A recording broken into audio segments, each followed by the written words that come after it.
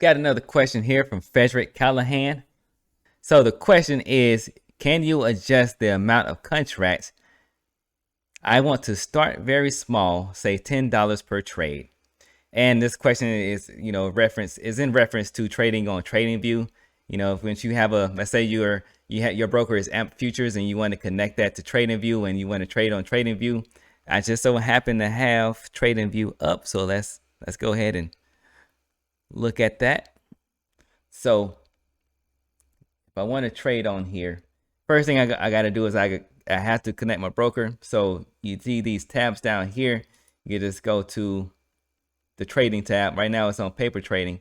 And then what we'll do is you'll go to see the brokers list. And I got Amp Futures. Let's say I have Amp Futures. If I wanted to log in with Amp Futures, get this out of the way, I'll just go ahead and click connect. So it'll ask you for your username and password and all that stuff. I just skipped those windows. I skipped all of that process so I don't have to blur anything out, and I can just answer this question because it's not really needed. But you'll see that you're live in your trading account down here where paper trading was, right? So, and then to trade, you'll just go over here and you have your order panel. This is one way you can do it. There's several ways you can do it, right? You also have your buy and sell, your bid and your ask up there. And because the market is closed, it's probably not going to allow me to, okay, there it did come up. So yeah, so you just change your contracts, and right here in units, what I'm on right now, this is NQ. So if I wanted to trade, 5 contracts in NQ, I can just use my up arrows to change that out like that. I'm just clicking my up arrows on my keyboard to change how many contracts.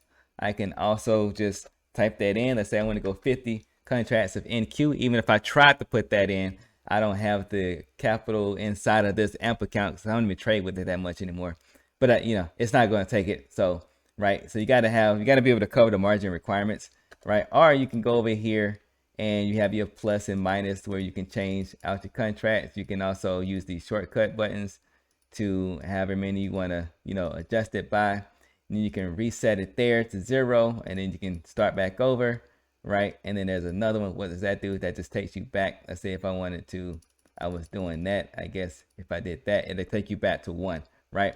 To whatever your default contract. So yeah, you just change the contracts here in unit. So now that question does make me wonder, what it is that you're trying to trade, where you're only trying to risk, $10 per trade. So I mean, it's gonna be, so if it depends on what you're trading that allow you to do that. So let's say if you're trying to trade the NASDAQ futures. If you're trying to do that if you're only trying to with NASDAQ futures, right? And all of these are going to be different. So like with GC is $10 a tick, but if you go with micros, then it's going to be $1 a tick, right? And all that stuff, right? So for example, if I want to trade, so I trade the NASDAQ futures. So if I only with just NQ, the E-minis, if I wanted to trade only risking $10 with a $10 stop, right? Then that's for NQ, that's only going to give me 2 ticks, and NQ can hit 2 ticks really quick, right? Now if I go the micro route and if I trade M and Q, then I have a little bit more range there with $10 and I can trade 5 points, right? I can place my stop loss 5 points for my entry, and a lot of that's going to be based off your strategy. If you have a strategy to where you can, consistently risk that small of a point spread or a tick spread, right?